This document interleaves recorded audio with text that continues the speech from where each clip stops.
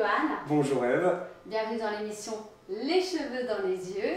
Merci. Une émission dédiée aux coiffeurs, mais pas que, au grand public également. Donc aujourd'hui, je vais commencer par la seule question que je pose toujours à tout le monde. C'est Johan, tu vas nous donner ton nom, ton prénom que je n'écorche pas, Okay. et tu vas nous dire la coiffure, pourquoi. Ok, et ben Ève, moi c'est Johan Menzoyan, j'ai 30 ans et je fais de la coiffure parce que j'aimais les femmes. Ah. Voilà. Ah, Et en fait ok. j'aime toujours, Ouais. j'aime les sublimer et finalement après la coiffure m'a amené aussi à coiffer les hommes D'accord. et j'adore aussi coiffer les hommes, leur barbe et les colorations pour les femmes. Ah oui, mais moi je vais aller plus dans ton enfance parce qu'on commence, dans ton adolescence, on commence la coiffure à l'âge de 16 ans. Donc Ouais, la tout à fait. coiffure à l'âge de 16 ans pour les femmes, tu aurais pu prendre d'autres métiers. Bien sûr. Pourquoi la coiffure? Eh bien écoute, en fait, étant donné que j'avais triplé mes classes de la primaire jusqu'au collège, il y a eu un moment en fait où il fallait choisir un métier. Ouais, Moi je voulais partir dans des métiers de mode à la base parce que j'adorais la couture. d'accord. Et finalement j'ai choisi la simplicité de partir en coiffure parce qu'il y avait des écoles de coiffure dans le sud de la France qui étaient proches de chez moi. Ok. Finalement j'ai choisi ce métier-là parce que moi j'étais dans un contexte qui me plaisait. D'accord. Alors moi je vais rebondir tout de suite parce que tu es entrepreneur aujourd'hui. Donc tu viens de dire la simplicité, on est bien d'accord, des études. Parce qu'ensuite le métier, En je sais pas s'il est plus simple. Bah pour moi, il était plus simple étant donné que depuis petit, avec les ciseaux, j'avais une belle approche. bah Faut savoir que quand ma mère dormait et que j'avais à peine 4-5 ans, je prenais les ciseaux, j'allais dans son lit lui couper les cheveux pendant qu'elle dormait. Ok. Voilà. Pareil, j'ai une J'aurais pas grande aimé sœur. ta mère. Hein. Non, non, non. J'ai également une grande sœur où toutes ces poupées Barbie ont été massacrées avec des coups de ciseaux. Donc j'ai commencé mon pré-apprentissage, on va dire, à l'âge de 5 ans. D'accord. Sur les poupées Bon de bah ma sœur. voilà, donc on est dans le cœur du Voilà, tout à fait. dans le vif du sujet, tu avais déjà une prédestination à te Exactement, servir ouais, tout à des fait. ciseaux. Donc tu as découvert ce métier-là après, ça s'est passé d'une façon assez fluide avec un maître d'apprentissage. Très, en fait, on va dire un format classique avec beaucoup de remises en question, Ouais, étant donné que quand j'ai commencé la coiffure, je me disais de suite, ok, c'est vraiment pas un milieu dans lequel je vais rester. Je trouvais que les salons de coiffure ne me correspondaient pas. J'avais du mal avec les coiffeurs en général d'accord. et j'avais également du mal avec la clientèle parce que je me disais que c'était des personnes bien souvent qui guidaient les coiffeurs. Voilà. On avait l'impression que les coiffeurs devaient simplement faire suivre D'accord. ce que les gens demandaient, donc un peu comme une voiture téléguidée D'accord. où la télécommande était donnée aux clients. Tu trouvais qu'on était des exécutants? Des exécutants, tout à fait. Et en fait, je me suis dit à un moment, mince, c'est pas quelque chose qui me plaît, donc du coup, je vais essayer de me perfectionner dedans et à faire quelque chose que je peux apporter différemment. Ah mais du coup en restant dans la coiffure, tu Tout à voulais fait. pas rester dans ce domaine-là, mais tu voulais... J'ai voulu le faire évoluer à ma façon parce que dans le sud, moi il y a 15 ans, il n'y avait pas beaucoup de salons de coiffure Alors qui pouvaient me correspondre. on va rappeler où nous sommes. Et bien nous sommes à Sanary-sur-Mer. Très joli endroit. Voilà, je c'est connaissais un pas. très bel endroit dans le Var. Ouais, On va dire entre Marseille et Saint-Tropez. d'accord. Un petit village de 16 000 habitants, Ok, mais qui quadruple de population l'été ok. et qui fait que c'est une jolie station balnéaire. Ouais, du quoi. coup, toi, tu bosses beaucoup l'été. Eh bien, sûrement. aujourd'hui, on a réussi à créer une clientèle qui nous fait vivre toute l'année. l'année. Voilà, on est complet toute l'année, tout le temps. Donc, alors, oui, parce que ça te plaisait pas ce que tu voyais. Non, Tu as décidé de te perfectionner. tout à fait. Tu as fait quoi? Tu as fait des écoles spécifiques? Moi, des j'ai fait, formations, voilà, j'ai fait le format classique, le CAP et le BP. Et à la fin de mon BP, moi, à 18 ans, j'ai décidé de monter mon salon. 18 ans, c'est très jeune hein, quand on y pense. 18 ans, c'est ultra jeune. J'étais en skateboard, j'ai vu un salon de coiffure Tu à es Londres. toujours en skateboard. Je suis toujours en skateboard. Parce que je vais rappeler que je ne suis là que parce que je te suis tous D'accord. les jours sur tes stories. Ok, En fait, on ne se connaît pas. Non. C'est la première fois que nous nous voyons. exactement. Et moi, je suis là pour ton énergie, Ok, pour ton feeling, ta good vibes que tu mets chaque matin dans Parfait. tes stories. Et moi, je me réveille bien souvent, je vais voir ce que tu proposes pour la journée. Donc, il faut que Eh tu ben, saches que... trop cool. Si tu veux, je pourrais t'apprendre à faire un petit peu de skateboard Ah, je tout à l'heure. On suis pas pourra filmer persuadée. ça. Je vais pas Si faire vous ça. avez envie de voir un petit peu des chutes, tout ça, on peut. Ouais, on pourrait pourra se faire un jour un montage de toutes les catastrophes. Avec plaisir. Mais j'espère que pas aujourd'hui. Hein. Non, on va éviter ça. Alors en tous les cas, du coup, tu t'es perfectionné donc comme tu as voulu. Donc là, brevet professionnel, on n'est déjà pas dans du classique. Non. Hein, parce que brevet professionnel, il faut rappeler. Parce qu'en fait, comme c'est une chaîne un peu destinée également au grand public ou à des jeunes qui ne sauraient pas quoi faire et qui hésiteraient avec la coiffure, mais à qui ça ne correspondrait pas, comme toi, qui comme toi aurait fait des essais dans des salons un peu classiques, on va dire, entre guillemets, pour ne pas les nommer vraiment, de leur dire qu'il y a une autre voie et que donc ensuite on peut créer sa propre voie. C'est exactement ça. Et donc c'est ce que tu as fait. Ouais, c'est ce que j'essaye encore de faire. En ouvrant ton premier salon. C'est ça, à 18 ans, je me suis dit... À Sifour, bon, c'est juste à côté, mais on peut dire, ouais, c'est pareil, c'est à 2 km. Okay. Voilà, j'ai vu qu'il y avait un salon de coiffure dans lequel je faisais mon stage qui était à vendre. Okay. J'en ai parlé à ma mère, je lui ai dit, voilà, j'aimerais bien acheter ce salon de coiffure. Elle m'a dit, mais t'es... Est-ce qu'on peut connaître le prix du salon de coiffure Bien sûr, j'ai acheté un fonds de commerce qui faisait 50 000 €. D'accord. Voilà, donc à 18 ans, je suis allé voir mon banquier. Il pensait que je voulais venir changer ma carte électron. D'accord. Et je lui ai dit non, en fait, je voudrais 50 000 € pour acheter un salon de coiffure. Il m'a dit bah, tu reprends ton petit skateboard et puis tu vas rentrer chez ta mère. Je sais pas pourquoi ils nous disent toujours ça. Voilà, donc il n'a pas voulu. Et grâce à ma mère, elle a dit je me porte garant. Génial. Donc voilà, on a financé. Tes parents t'ont suivi. Mes parents m'ont suivi ça, directement. C'est important. Mes parents m'ont toujours soutenu parce qu'ils ont senti le potentiel que je pouvais avoir. Et c'est même eux qui m'ont poussé à faire vraiment ce que je voulais. J'ai eu de la chance d'avoir une belle éducation, on m'a toujours poussé à faire ce que je pouvais faire. Et donc tu achètes ce salon. J'achète ce salon-là à 18 ans. Tu reprends la clientèle, J'essaye de reprendre une clientèle. Il faut savoir que ce salon-là était un salon vieillissant. Ouais. Comme la plupart des salons. Comme la plupart des salons, voilà, vraiment vieille entité où il y avait 5 casques à mise en pli. On aurait dit les Daft Punk. Les mêmes genres de voilà. salons, donc très compliqué. On va parler chiffres parce que vraiment je pense que c'est assez intéressant pour tout le monde. Ça parle à beaucoup de personnes. Moi à 18 ans j'ai acheté mon salon de coiffure, il faisait 50 000 € de chiffre d'affaires. La deuxième année, la première année d'activité, j'ai fait 28 000 € de chiffre d'affaires, donc chiffre descendant. Deuxième année d'activité, 21 000 €.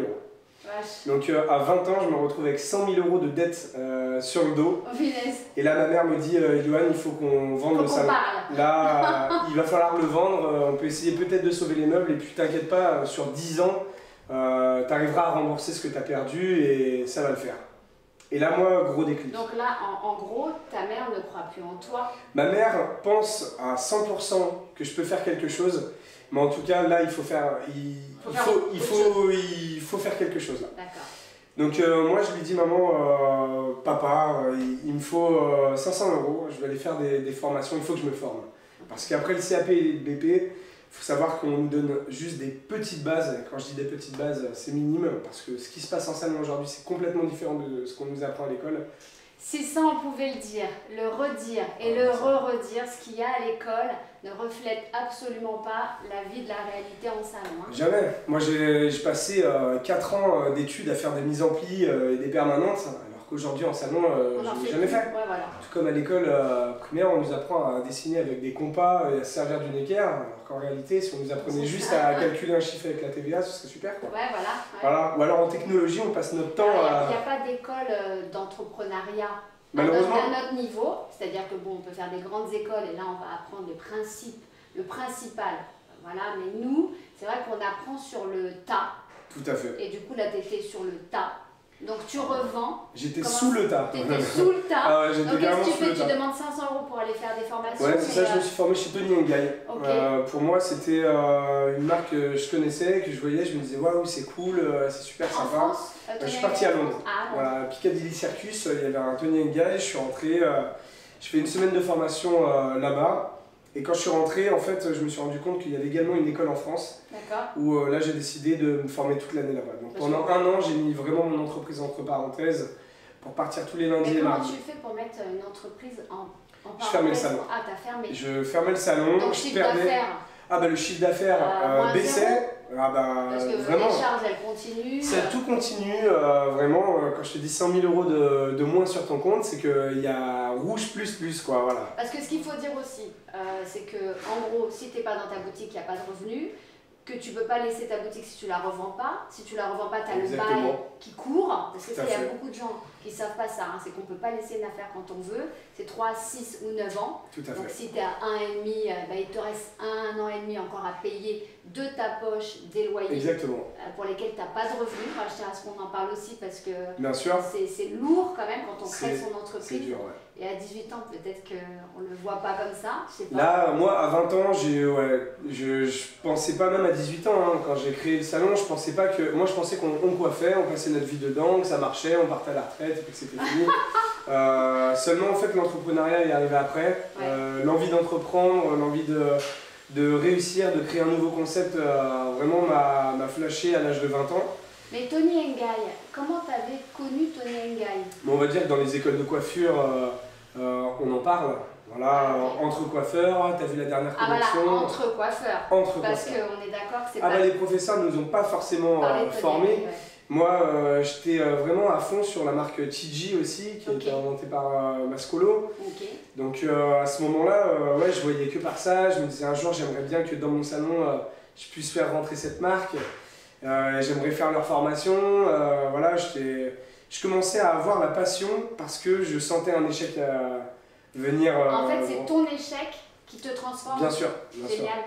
Je me suis dit, il y a deux solutions, soit je fais la balle rebondissante, soit je fais la crêpe. Il faut savoir que quand tu lâches une crêpe par terre, elle ne rebondit pas, elle s'écrase et puis on ne la mange pas, on la laisse traîner. Ouais.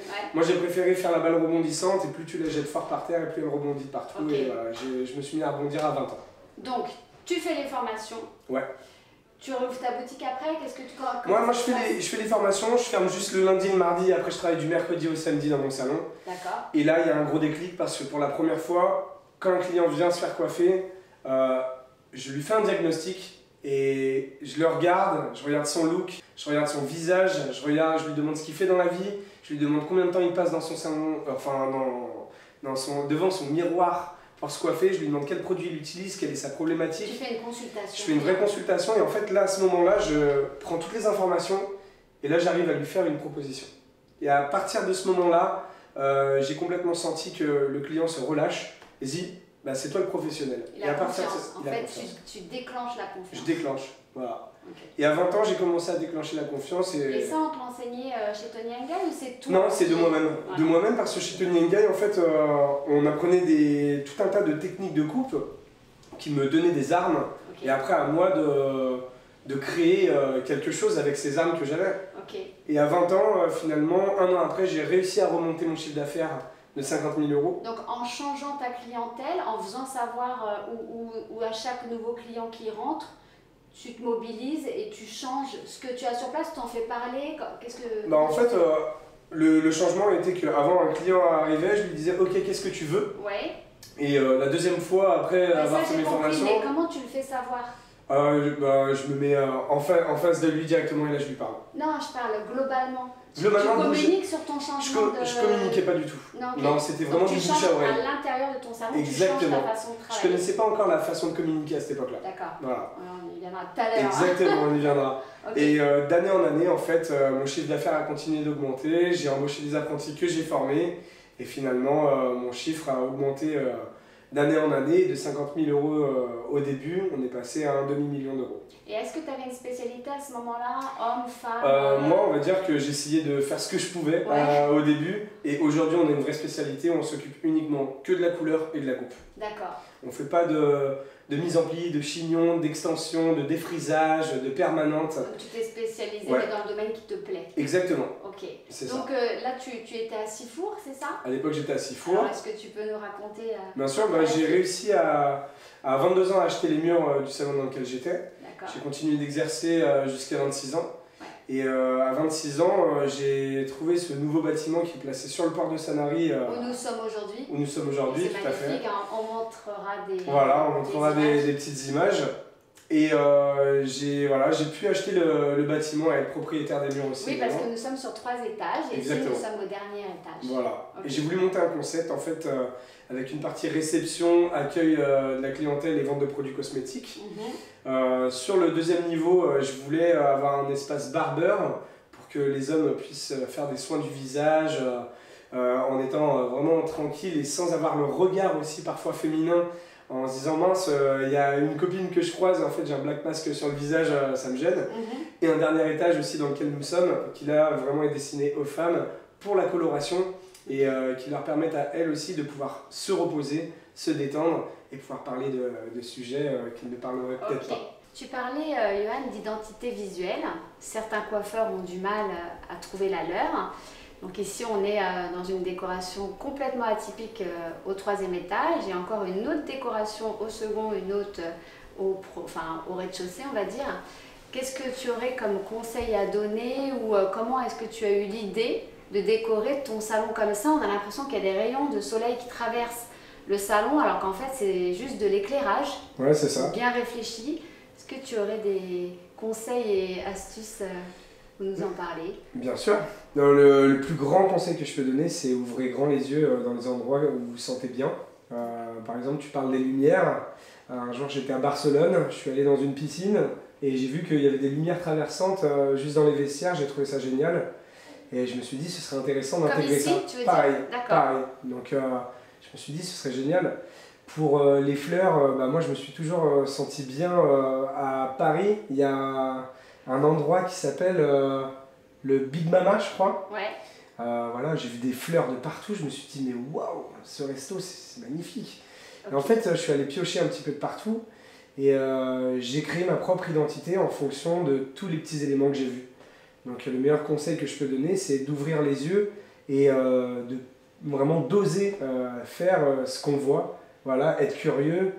Et pour ce qui est de la communication, moi je me suis fait aider aussi par une personne qui s'occupe que de ça, qui gère toute l'identité visuelle. Un community manager ou une agence Alors, de com? moi en fait c'est ni un community manager ni une agence de communication, c'est un graphiste qui a un talent exceptionnel, qui m'a créé mon logo, qui tag lui dans mon salon, qui me conseille sur la charte graphique de mon entreprise. Voilà, quelle écriture avoir. La charte graphique, là, tu viens d'employer un terme que peu de coiffeurs connaissent déjà, hein, donc ça veut dire que tu es allé assez loin en termes de connaissance de la communication. Et, la charte graphique, c'est la charte graphique, donc par exemple, quelle écriture utiliser à chaque fois qu'on fait un post. Quelle couleur utiliser. La taille du logo, est-ce qu'il doit être élargi, petit, placé en bas à gauche, à droite? Voilà, nous pour The Hairdresser, on a toujours décidé de marquer The Hairdresser au milieu, qu'il soit en petit, que ce soit assez subjectif. Et ça, c'est des... Donc tu as fait ce travail-là avec lui? Exactement, ouais, tout à fait. Là, c'est encore dans tes connaissances? Tout à fait, ça fait partie de mon réseau. Et voilà, il en existe aujourd'hui voilà, des milliers. Et rapprochez-vous de personnes et n'hésitez pas à mettre de l'argent là-dedans parce que ce n'est pas perdu. Moi j'ai décidé même de l'employer mensuellement, voilà. Tous les mois il est rémunéré par la société pour pouvoir nous conseiller, créer du nouveau contenu, pour pouvoir nous faire de l'animation digitale, pour pouvoir nous créer des nouveaux logos, pour pouvoir nous faire des... Parfois j'ai envie de changer de la déco, je lui dis bon bah voilà je t'envoie une photo, est-ce que tu peux me changer ça et ça comme couleur des murs? Bam, il va me le changer, je vais dire bah non en fait c'est pas ça que je veux. Et en fait c'est un vrai travail, il me fait gagner du temps et du coup il me fait gagner de l'argent parce qu'au lieu d'aller peindre 18 fois mon mur en me disant ah bah non là ça va pas, je préfère le temps c'est de l'argent. Le temps c'est de l'argent et puis ça t'épuise aussi hein, à faire ça. Ouais. Donc voilà, moi j'ai décidé d'employer aussi d'autres personnes comme on emploie des vidéastes pour nous créer des vidéos, comme on emploie des make-up pour des shootings photos, comme on emploie des photographes pour des photos.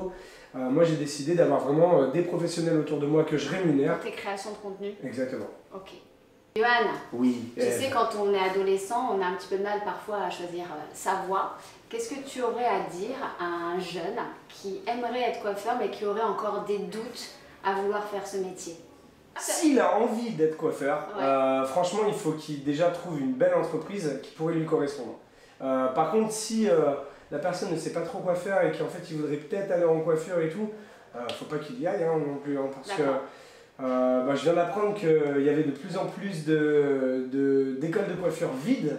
Moi je préfère une école de coiffure vide, mais avec des bons éléments qui restent pour apporter un nouvel élan à la coiffure, plutôt que d'avoir des classes remplies de gens qui ont des doutes et qui savent de personnes qui ont des doutes. Voilà. Moi je sais que au moment où je faisais de la coiffure, j'avais pas de doute. Je me disais c'est bon, je vais faire ça parce que moi je vais faire un job qui va me plaire. Ouais, t'as changé l'univers. J'ai changé l'univers, mais voilà. Mais t'avais pas de doute. Exactement. Donc en gros, tu conseilles aux jeunes qui ont des doutes de ne pas faire coiffure.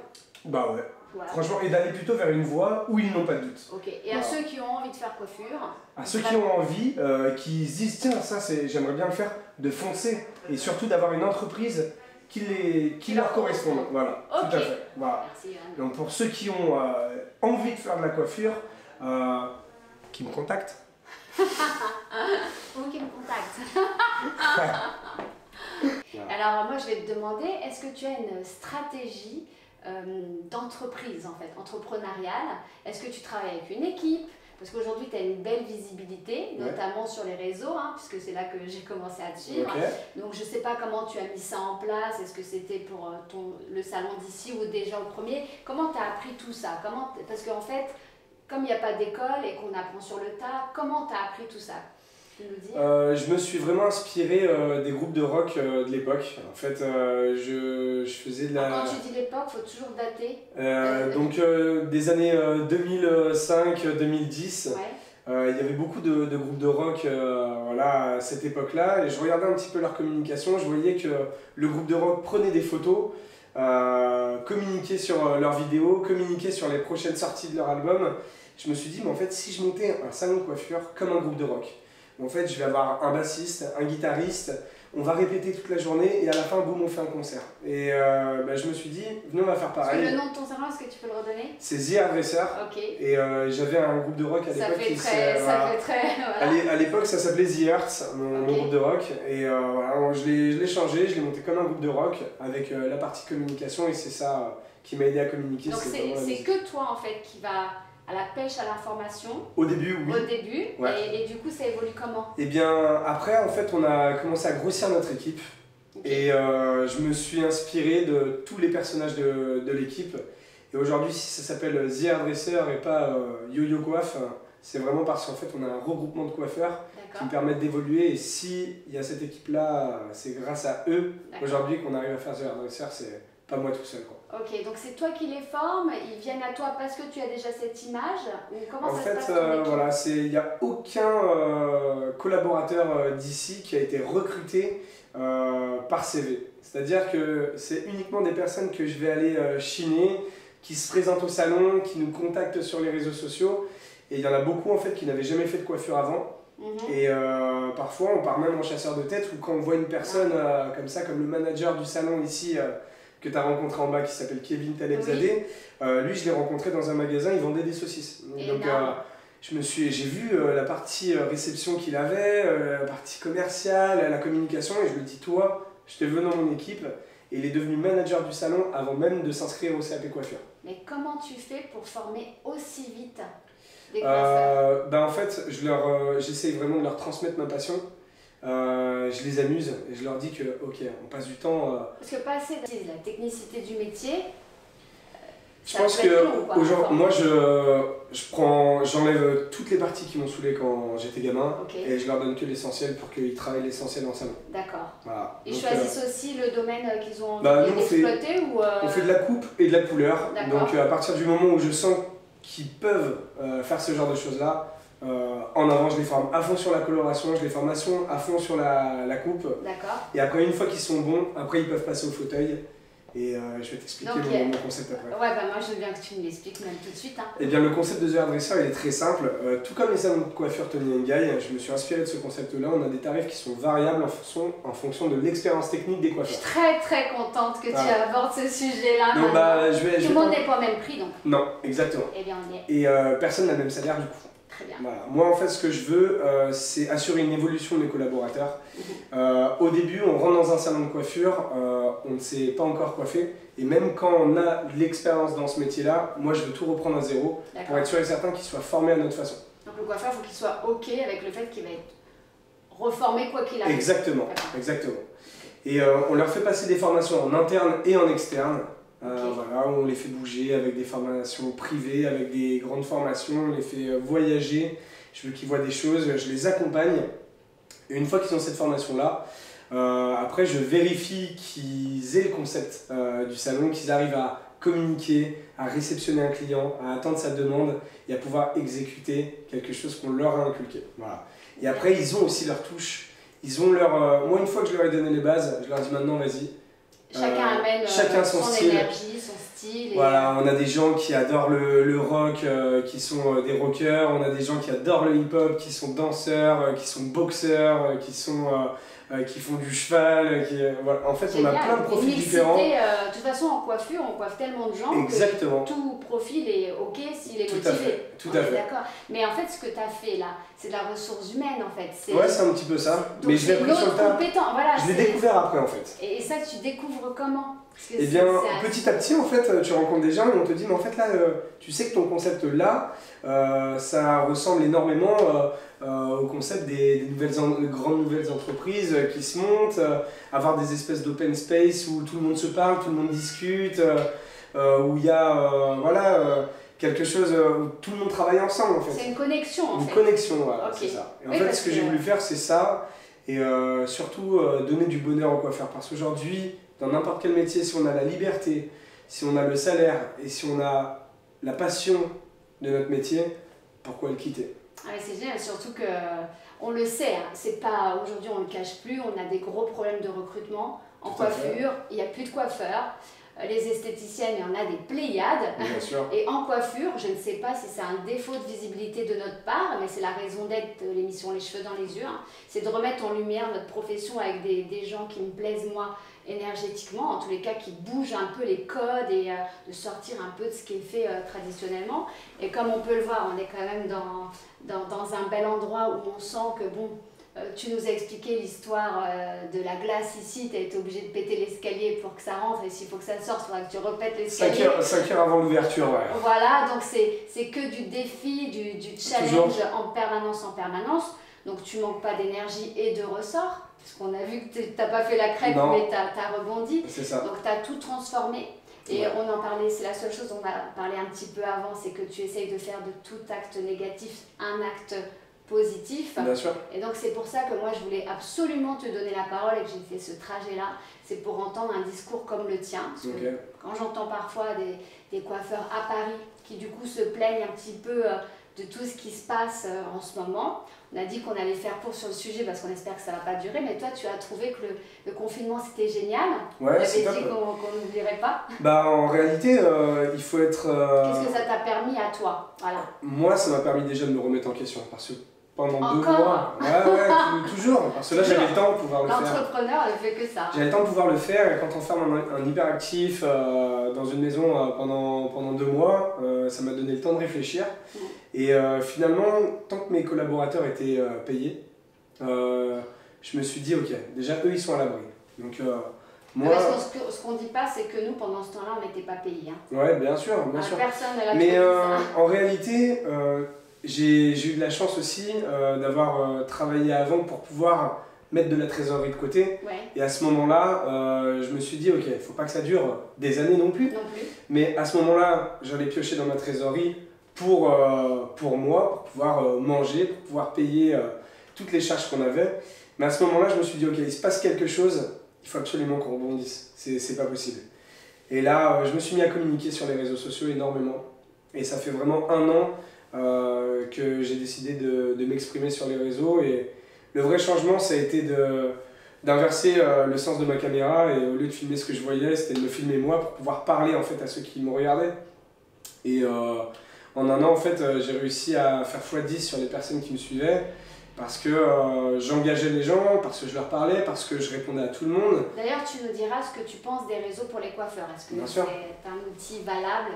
Bah, pas valable? Je dirais même pas valable, c'est un outil obligatoire. Okay. Aujourd'hui, on est en 2020, 2021 maintenant.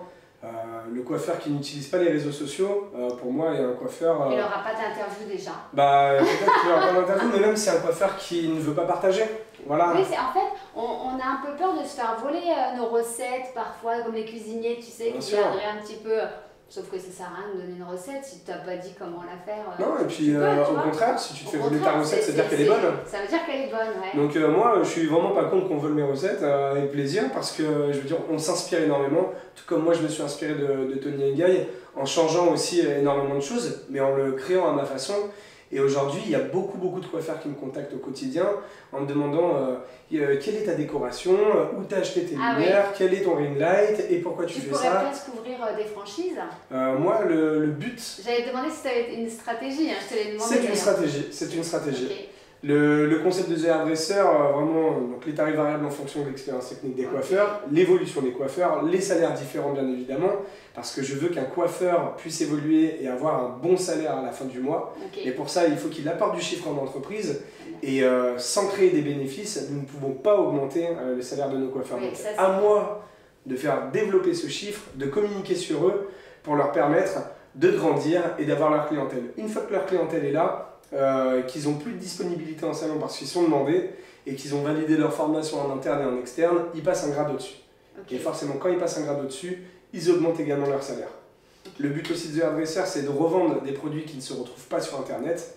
C'est la raison aussi pour laquelle nous avons décidé de créer notre propre gamme de produits et de collaborer aussi avec TG qui a lancé une gamme uniquement réservée aux coiffeurs qui s'appelle Copyright. Voilà. Donc moi, j'en avais marre de trouver des marques sur le net moins chères que ce que nous on les payait. Je ne sais pas si les marques ont compris qu'on en a marre d'être vendues ensuite sur Amazon. Je pense que les marques sont très intelligentes, ils l'ont compris, mais ils ferment les yeux. Et aujourd'hui, il y a des marques qui s'ouvrent et qui décident de créer une marque pour les coiffeurs. Et d'ailleurs, le slogan de TG, c'est une marque créée par des coiffeurs pour des coiffeurs. Et moi, j'ai adoré ce concept-là. Et j'ai vraiment voulu adhérer à ça. Et aujourd'hui, je travaille également avec Anthony Mascolo sur la création. Que, tu es aussi coiffeur ambassadeur, je crois, si tu veux dire. Aujourd'hui, le mot ambassadeur, il a été galvaudé, il y en a partout. Donc le réel mot, en fait, c'est, on va dire, consultant. Voilà, c'est vraiment la vraie appellation de mon job pour TG. C'est-à-dire qu'en fait, on travaille en étroite collaboration pour les collections TG, pour la création de produits, le développement. Donc quand tu dis on travaille, c'est-à-dire qu'en fait, nous sommes plusieurs consultants en France à travailler avec la marque TG. Donc tu fais partie de ces consultants. Exactement, je fais partie de ces consultants et 1 à 2 fois par an, nous sommes appelés par Anthony Mascolo pour aller le rencontrer, visiter les locaux, participer au shooting de la collection. Alors ils sont où les locaux? À Londres. À Londres. T'aimes bien Londres en fait? Bah moi j'adore l'Angleterre est vraiment cool et puis tu prends une tarte monumentale avec la que tu ramènes après à Sanary. Que je ramène à Sanary et puis j'adore aussi prendre des tartes un peu de partout en France. D'ailleurs on a un pays magnifique pour la mode, pour se prendre des tartes, c'est merveilleux. Ça, c'est cool. Mais c'est top parce que ça nous permet de rebondir. Et bah voilà, finalement le concept a été créé comme ça et aujourd'hui nous avons vraiment la réelle envie de pouvoir partager ça avec seulement 10 salons de coiffure en France qu'on va monter. Donc j'ai présélectionné déjà 10 villes en France dans lesquelles nous comptons nous implanter d'ici 2 ans. Génial. Voilà. Donc donc c'était une intuition que j'avais mais en fait... Ouais, tu l'as bien senti.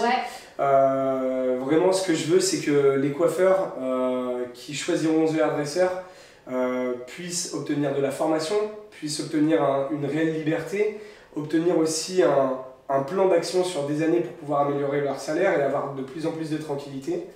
Et surtout, vendre des produits qui ne se retrouvent pas sur Internet et augmenter considérablement leur marge. Parce qu'aujourd'hui, quand tu achètes un produit 10 €, tu le revends 20 €. Si jamais tu enlèves les charges, la masse salariale, l'électricité, l'eau, tout un tas de trucs, il ne te reste rien du tout. Voilà. Et qu'est-ce que tu penses des coiffeurs qui travaillent à perte avec des tarifs donc je pense qu'ils travaillent pour leurs clients et pas pour eux en fait. Donc ils travaillent même plus, ils se rendent eux-mêmes esclaves de ça parce qu'ils vont pas vouloir augmenter leurs tarifs parce qu'ils ont peur que leur clientèle ne suive pas. Moi il faut savoir qu'au début ma coupe-homme était à 11 € quand j'avais repris le vieux salon de coiffure. Aujourd'hui ma coupe-homme elle est à 49 €. Donc il y a eu à 40, à 49, on y allait step by step, hein, bien évidemment, parce que surtout à Sanary. Bien sûr. En plus. Bien sûr, mais pourtant j'ai gardé le même temps. Avant je travaillais à 11 € la demi-heure, donc je faisais 22 € de l'heure.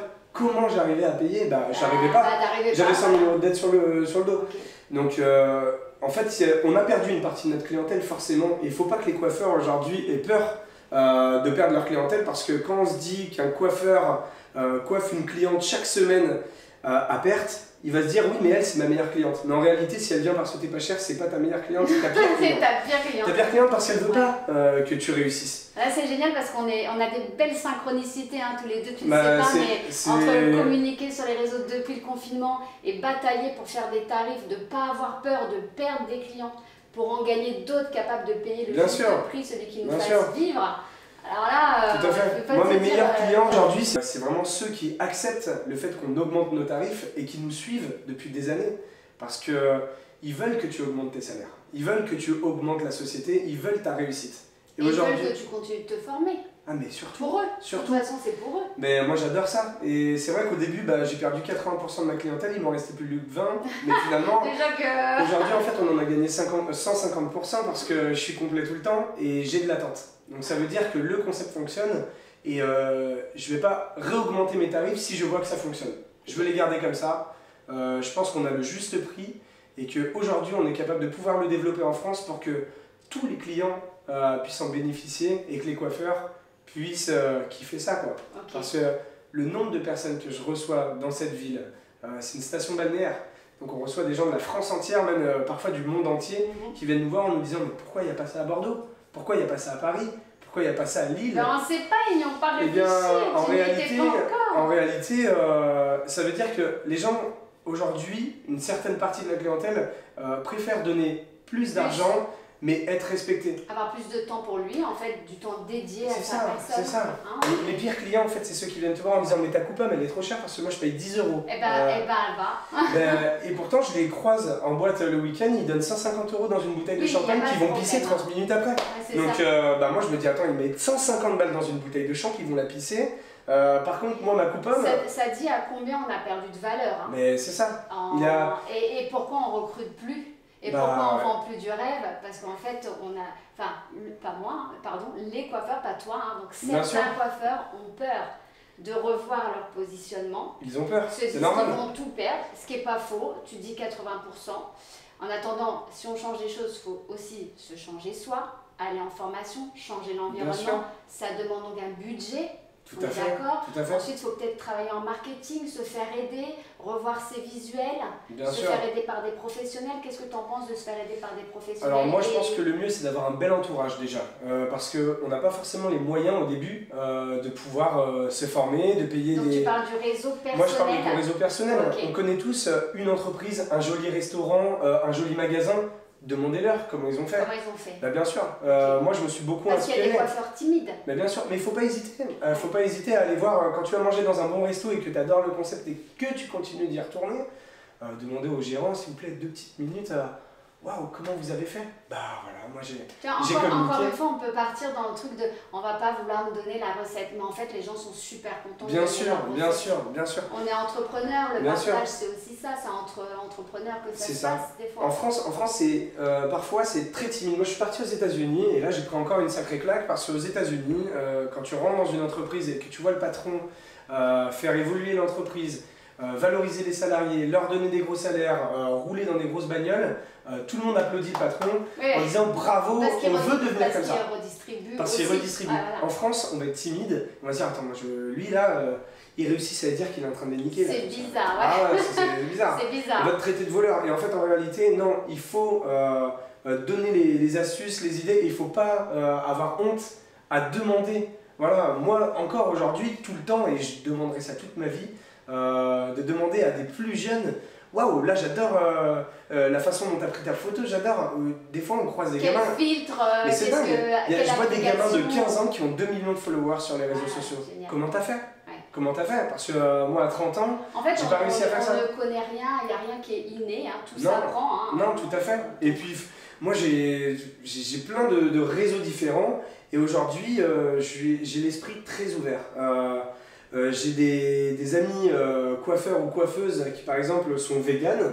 Je vais pas me arrêter de manger de la viande. Par contre, je vais leur demander pourquoi ils l'ont fait. Je respecte leur choix et je trouve que voilà, ils ont un beau discours. Moi, mon discours, il est dans le respect et je vais avoir mon truc à moi.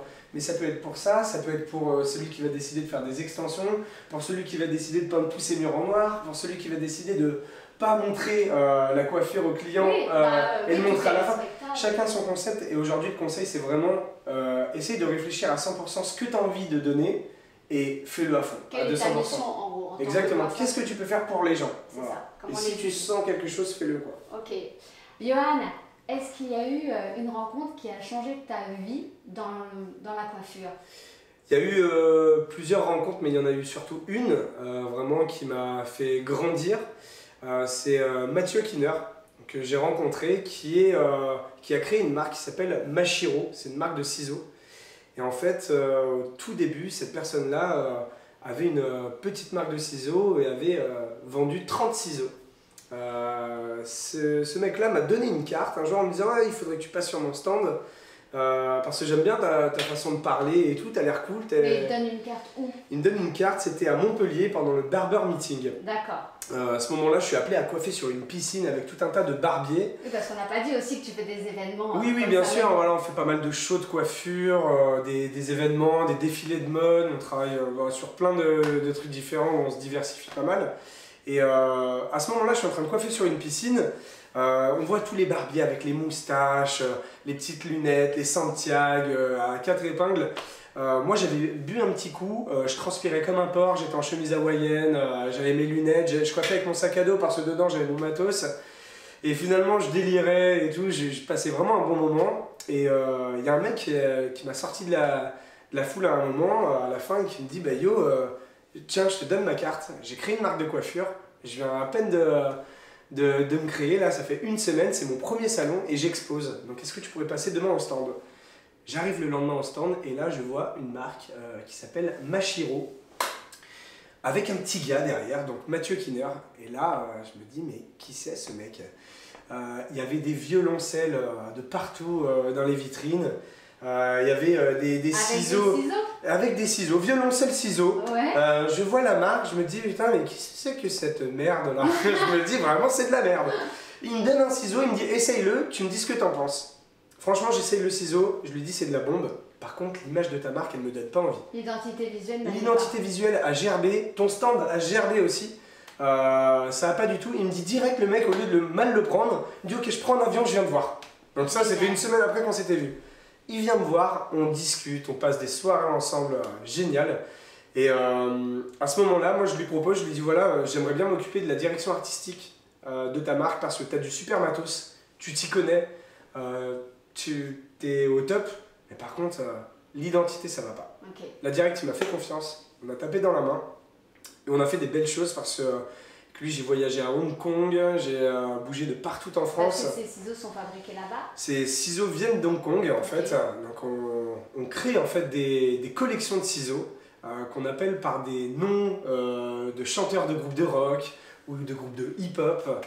Voilà, on crée des propres modèles à nous en fonction de la demande des coiffeurs. Et ce mec-là est passé en 3 ans de 30 clients à plus de 6000 clients. Génial. Et aujourd'hui, il se développe. Avec ton concours?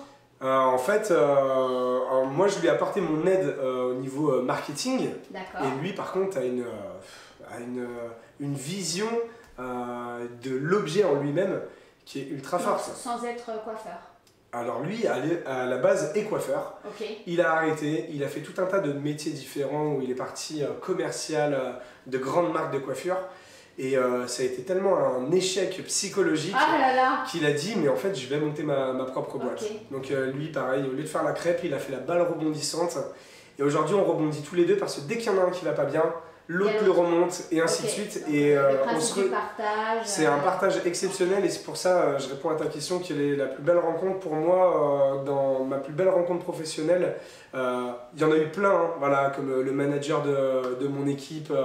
Aujourd'hui Kevin, comme aussi la personne qui s'occupe de toute la réception et l'évolution de l'entreprise, le service juridique, Mathilda. Qui ouvre tes courriers. Qui ouvre les courriers quand je vais pas bien, c'est ma maman. Voilà. Mais Mathieu, professionnellement parlant, est vraiment une personne que je respecte et je sais que je vais la garder toute ma vie parce que des fois on chope la gueule, on s'embrouille, mais c'est toujours pour garder du bon et on arrive à grandir tous les deux et lui me conseille énormément. Sur mon salon, comme moi je le conseille énormément pour la marque et aujourd'hui on arrive à faire des grandes choses. C'est lui qui a financé les 3/4 des shows qu'on a fait avec The Hairdresser. Super. Voilà, aujourd'hui. Un beau partenariat qui a changé ta vie. C'est un partenariat qui est incroyable parce que. Ça a changé la sienne. Ah bah ça a changé la scène. Des fois je l'appelle, je lui dis Mathieu, en fait il faudrait 10 000 balles là pour monter sur la scène du MCB à Paris. C'est bon, il me dit ouais, vas-y, t'inquiète. Génial. Et bah on y va quoi. Mathieu, en fait il me faudrait 5 000 balles là pour monter une collection. Ça te dit ouais, vas-y, t'inquiète. Si vous avez besoin de Mathieu. Et à la base, Mathieu n'avait pas 10 000 balles sur son compte, au contraire, lui aussi. Mais finalement, à engager cet argent-là, il calcule très bien et il n'a pas eu peur. Okay. Et aujourd'hui, il ne faut pas avoir peur. Okay. Donc, il a su bien s'entourer. Il a créé ce moment-là, il a créé ce partage. Parce que s'il n'était pas venu me parler à ce moment-là, peut-être qu'il aurait vendu encore 30 autres ciseaux, mais c'est tout. Non, il a eu l'intuition qu'il fallait. L'intuition. Donc, en effet, hein, ouais. Franchement, l'intuition, il faut suivre son intuition. Okay. Voilà. Alors, je vais te poser une dernière question qui m'importe beaucoup. Okay. Est-ce que tu travailles à l'intuition? Alors moi j'ai pas mal regardé tes vidéos et en fait j'ai appris en te regardant que oui, finalement je travaillais à l'intuition mais je ne le savais pas. Voilà.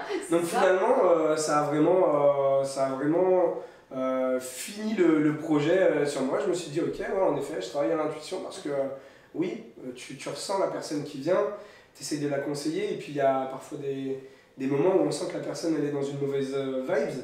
Donc à moi de lui donner le sourire, à moi de lui donner des conseils.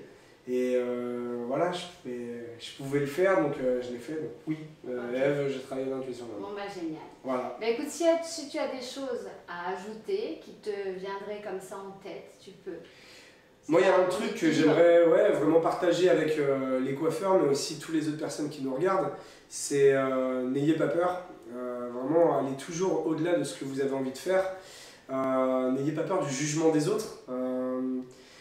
Il y a quelque chose moi, que j'ai réfléchi il y a un petit moment, c'est au tout début, quand j'arrivais pas à m'en sortir, il y avait des... Voilà, donc j'étais à cet endroit-là. Il y avait des personnes qui étaient ici, qui me conseillaient et qui me disaient « Vas-y, Yohan, il faut que tu y arrives, je suis très content. » Le jour où je suis arrivé à leur niveau, ils m'ont dit « Ah, c'est bien, voilà, continue, mais bon, reste à cet endroit-là. » Et le jour en fait où toi tu continues d'évoluer, ça va plus là normalement. Ces gens-là, ils commencent à te critiquer. C'est pas grave. Continue. Abandonne-les parce qu'en fait il y aura toujours des personnes qui vont arriver à ton niveau et au contraire, avec le réseau que j'ai aujourd'hui, dès qu'il y en a un qui monte, il monte l'autre et ainsi de suite. Et finalement c'est comme ça qu'on grandit, qu'on évolue. N'ayez pas peur de l'échec. Essayez parce que si vous essayez pas, vous avez déjà perdu. Voilà. Merci pour ce mot de Merci la à fin. toi. Si on doit perdre 80% de nos amis et de notre réseau, ce n'est pas grave, pas grave. Non plus. On en aura d'autres. C'est pour laisser la place à un renouvellement qui se fait fait naturellement. En tous les cas, je te remercie beaucoup pour ce temps partagé que tu nous as accordé et je te dis à très bientôt sur les réseaux. À bientôt. Bye. Merci.